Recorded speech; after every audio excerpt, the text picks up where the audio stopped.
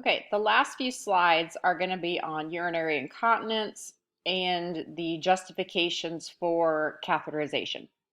So urinary incontinence has various um, various different names for them depending on what we're dealing with. So one of them is called stress incontinence, and stress incontinence is the involuntary urine loss from increasing abdominal pressure. You see this a lot, especially after women give birth. You'll hear women talk about when they sneeze or they cough, um, causing them to lose control of their bladder. That's what stress incontinence is. So it's an increasing abdominal pressure that causes an individual to have an involuntary loss of urine. Then there is something called urge incontinence.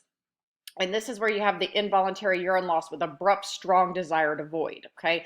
Um, I always think of the commercials over the last few years where I think it was Ditropan was the medication, and it was always a person in seek of a bathroom, and the song used to go, gotta go, gotta go, gotta go right now.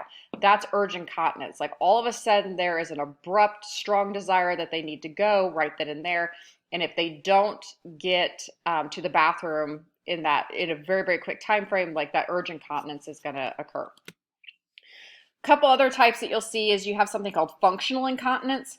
And so earlier in the PowerPoints, we talked about, the functional ability of your patient. So functional incontinence happens when there's an impairment of physical or mental function that makes it difficult for them to get to the bathroom. So a patient that has physical mobility issues, okay, that would be, so maybe they are slow to ambulate, that would be a functional incontinence. Or maybe they've had a stroke that makes it difficult for them to either mentally be aware that they've got something going on and physically able to get to the bathroom.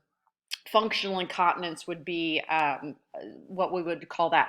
Another thing I would throw into functional incontinence is like a patient that has declining vision, for example. Okay, so one of the things that we would do for functional incontinence would be we would get them a bedside commode, or we would get them a urinal. In the home setting, it would be something like providing them a night light, for example, so they can see their way to the bathroom. So there's lots of interventions that we can do for functional incontinence. Overflow incontinence, that's where you have an involuntary loss of urine associated with bladder overdistension. So people that can't sense that their bladder is full, that would be an overflow incontinence. You would see that with certain like neurogenic bladders, for example. Spinal cord injury sometimes could potentially feel this as well. And then total incontinence, like that's what most of the time you guys think about with incontinence. So total incontinence is where you have a continuous, unpredictable loss of urine. So now that we've learned all this, urinary incontinence, like it's not, we usually think about total incontinence, but there's different types. So you've got, your stress, your urge, your functional, your overflow. Those are all things we can usually intervene with. Total incontinence is that unpredictable loss of urine. So please make sure you guys spend some time understanding the different types of incontinence out there and the different types of interventions that we have for them. Nursing diagnoses for your incontinent patient, stress incontinence, urge incontinence are both nursing diagnosis, and functional urinary incontinence. These are all things that we have interventions that we can do for our patient with these specific types of incontinent disorders. So urinary retention, this is something that, we have to be very, very aware of, because this can sometimes be an emergency for patients. So you can have acute urinary retention, you can have chronic urinary retention.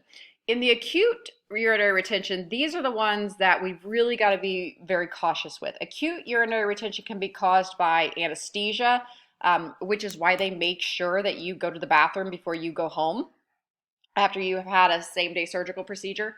Certain medications, so any medication that's like an anticholinergic can bring about urinary retention. So I always think about Benadryl or diphenhydramine. That is a medication that one of the major complications could be urinary retention. So we got to watch for medications that cause this. And you can have local trauma to urinary structures. So it could be your patient was in a car wreck. It could be that your patient had a traumatic insertion of a urinary catheter. These are all acute causes of urinary retention. Chronic urinary retention, this is something that isn't as pressing as the acute problems. chronic urinary retention can be caused by an enlarged prostate, which I'll talk about when I get to the reproductive chapter. Long-term medication use. You could have anatomical changes like strictures to the urinary tract.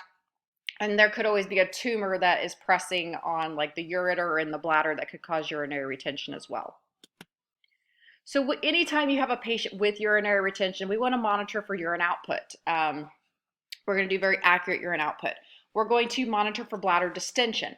And if we suspect a patient with urinary retention, we want to get the bladder scanner. So if you've never utilized a bladder scanner, they have these in the hospitals, and it's kind of an ultrasound specifically for the bladder. It will detect a residual volume of 150, 200 mLs of urine.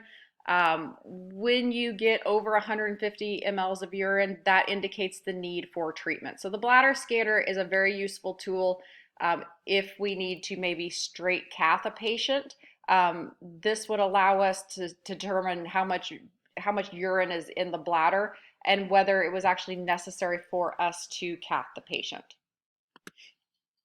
So that takes me to urinary catheters. So urinary catheters, we know that catheters cause infections, okay?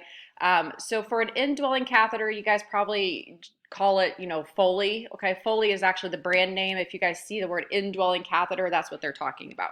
There's only a few justifiable reasons for indwelling catheterizations. One is if you have a patient that is in a shock situation, so some kind of circulatory compromise like hypovolemic shock or cardiogenic shock, anything that we would need very accurate urine output, that is a justification for an indwelling catheter.